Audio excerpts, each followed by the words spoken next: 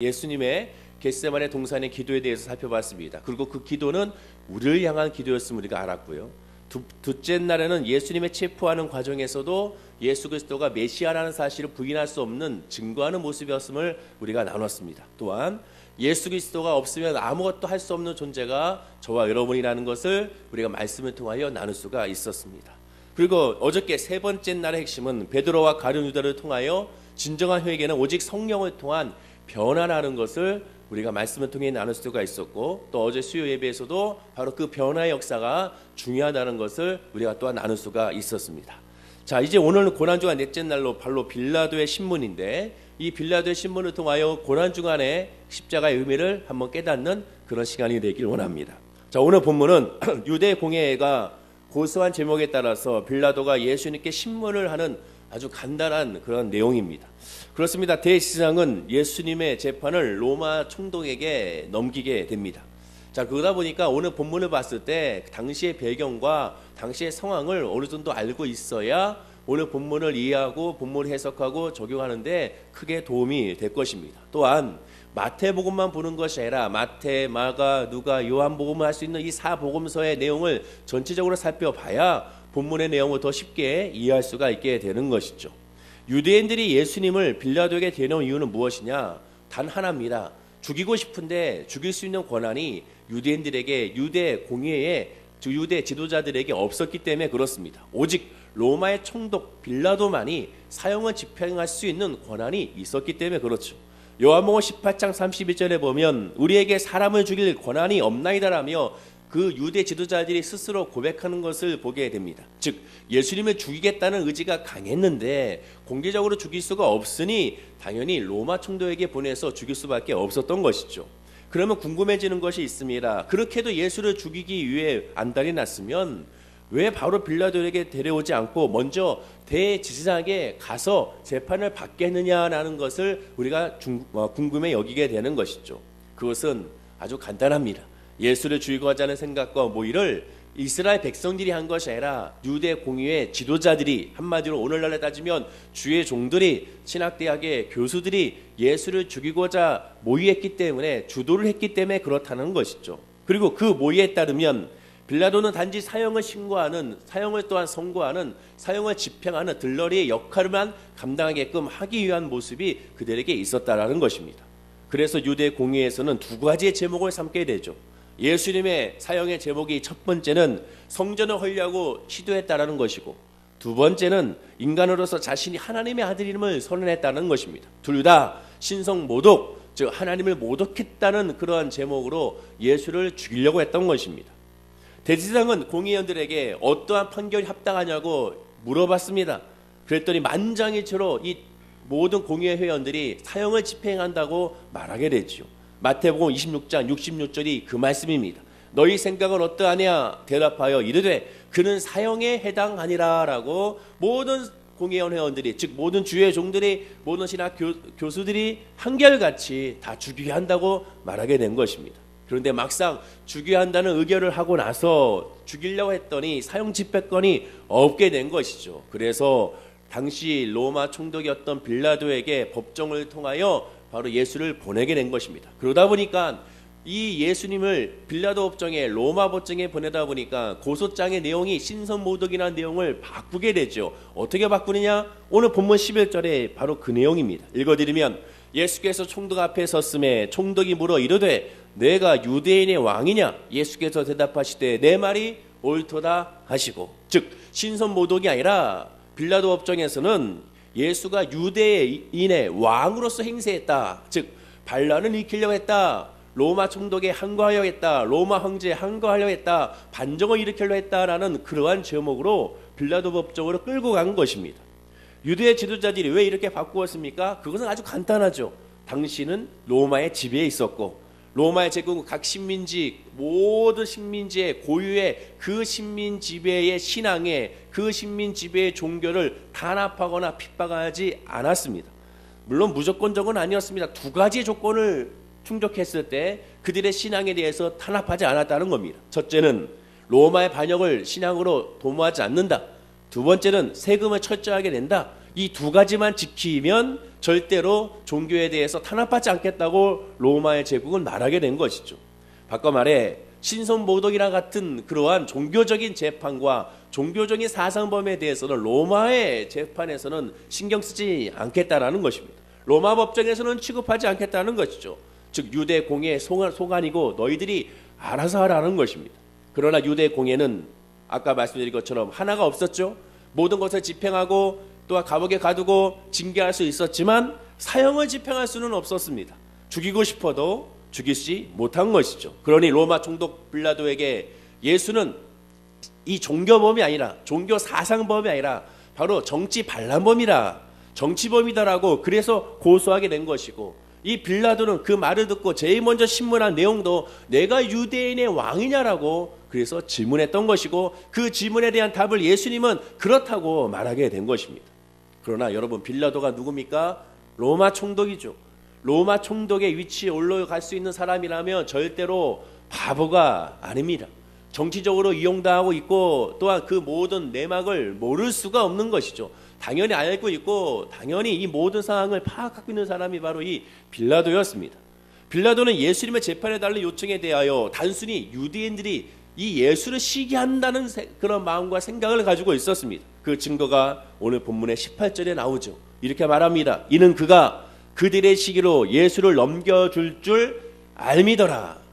즉 예수님에 대해서 유대 지도자들이 어떻게 생각했는지, 지금 예수님이 왜 이 재판정에 섰는지, 왜 붙잡혀 왔는지, 왜 이 사람을 죽이려고 하는지 빌라도는 정확하게 알고 있었다라는 것입니다. 즉 다시 말씀드리면 로마법으로 다스릴 일이 없었다는 것이고, 빌라도 총독으로서 이 예수를 죽일 이유가 하나도 없었다는 것이라는 것이죠.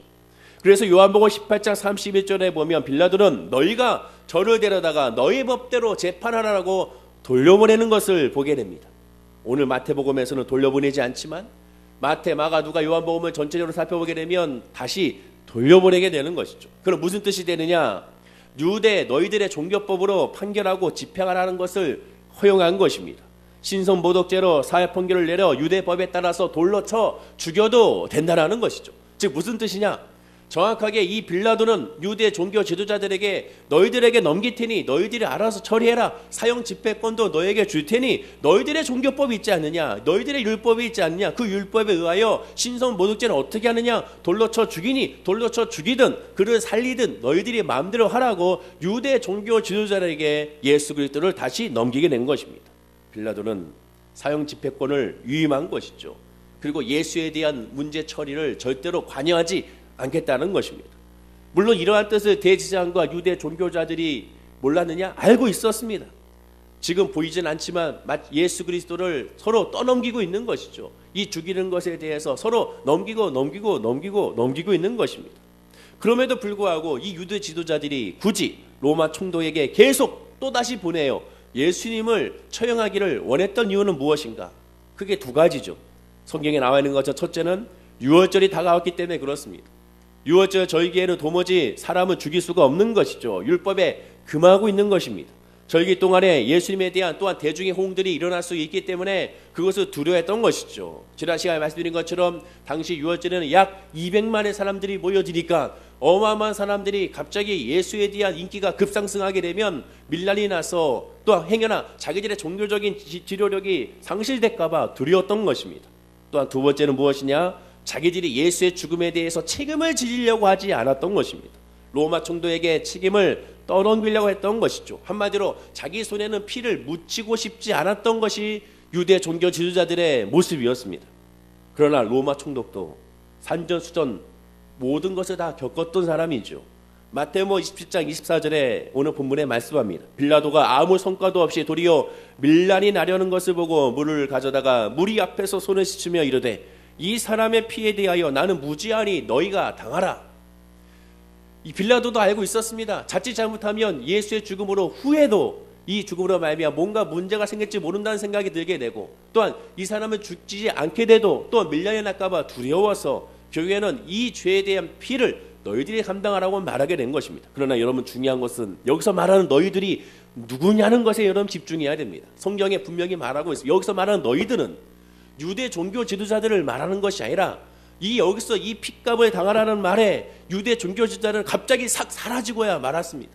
그리고 어리석게도 순한 양과 같은 이스라엘 백성들이 이렇게 말을 합니다. 그 책임을 자기들이 떠받겠다고 말합니다. 25절에 보면 백성이 다 대답하여 이르되 그 피를 우리와 우리 자손에게 돌릴지어다. 유대 종교자들이 싹 빠져버리고 말았습니다.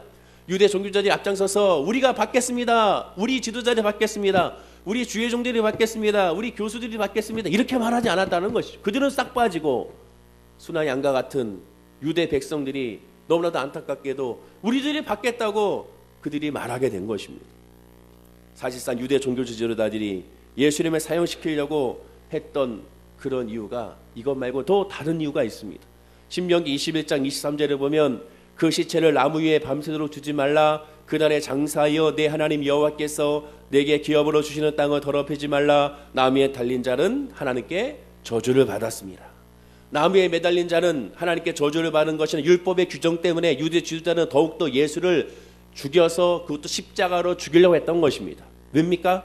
십자가는 나무에 달린 것이고 나무에 달려서 죽게 되면 모든 이스라엘 백성들이 야 하나님의 말씀에 나무에 달려서 죽었으니 저주를 받은 것이구나. 저 사람은 신성이 있는 것이 아니구나. 저 사람은 하나님의 아들이 아니구나. 저 사람은 메시아가 아니구나. 왜? 나무에 달려 죽었으니 저주받았기 때문에 그렇구나라고 그것을 증거하고 증명하고 싶었기 때문에 유대 종교 지도자들은 어떻게 해서든지 로마의 법에 의해서 십자가에 처형하기로 했던 것을 우리가 보게 되는 것입니다. 그러니 당연히 로마 총독 빌라도가 필요했던 것이죠.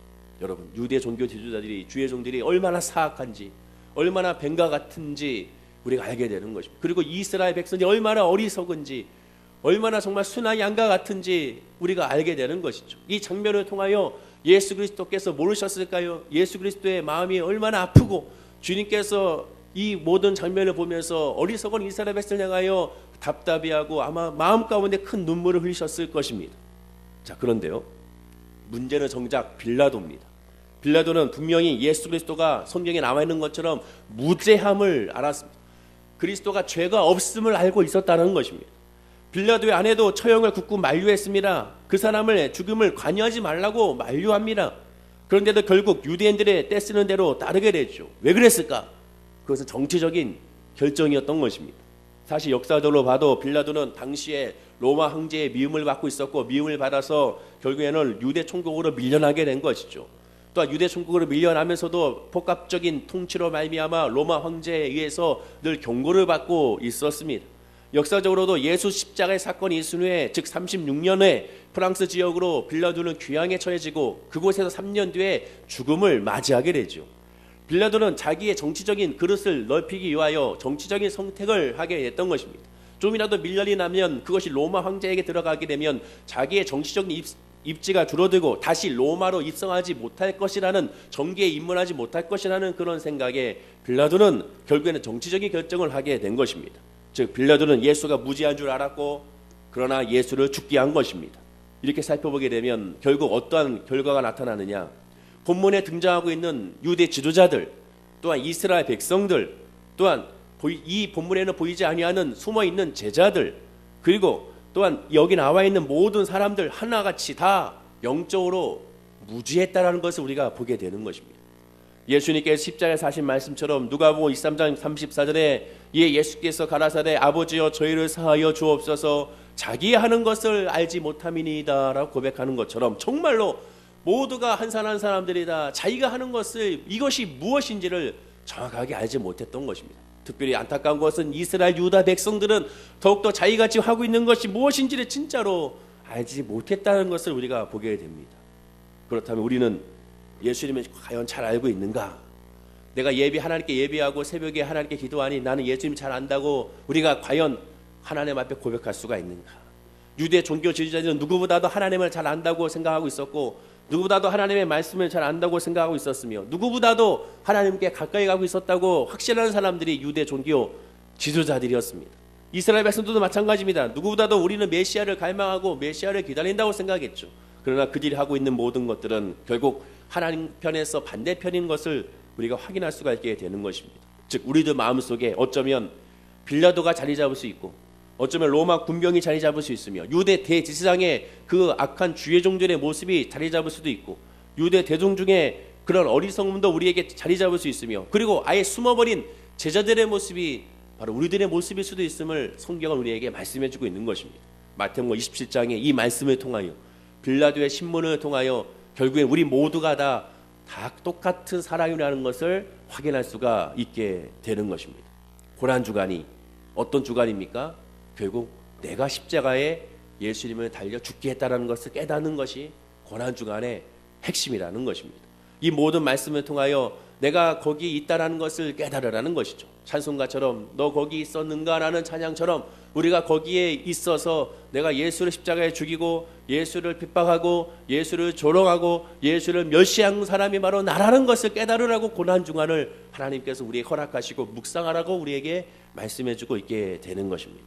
누가 누구를 탓하고 누가 누구를 정죄하겠습니까? 모두가 다 로마 병정이요, 유대 대제사장이요, 빌라도요, 이스라엘 백성 대중들이요, 제자들이라는 것을 깨닫고, 그러므로 말미암아 예수 그리스도가 은혜가 아니면 나는 일어날 수가 없고 예수 그리스도의 복음이 아니면 승리할 수 없음을 고백하는 그런 믿음의 고백이 바로 이 고난주간, 특별히 오늘 이 목요일 이 새벽에 우리의 고백이 되어야 될 줄로 믿습니다. 어느 누구도 십자가 앞에서는 신앙의 우월성을 내세울 수가 없습니다. 어떠한 주의종도 십자가 앞에서는 내가 더 하나님의 사역을 잘했다고 할 수도 없다는 것입니다. 모두가 다 예수의 십자가 안에서는 다 죄인이요, 예수 십자가 안에서는 다 그 은혜를 필요하는 존재요, 늘 사랑과 하나님의 인도함이 필요한 존재라는 것을 깨닫는 우리 모든 성도님들이 되어야 될 줄로 믿습니다. 이 고난주간에 오직 예수를 구하시고 예수의 은혜를 구하시고 십자가의 소망을 구하셔서 늘 승리하는 우리 모든 성도님이 되기를 간절히 축원하고 기도드립니다.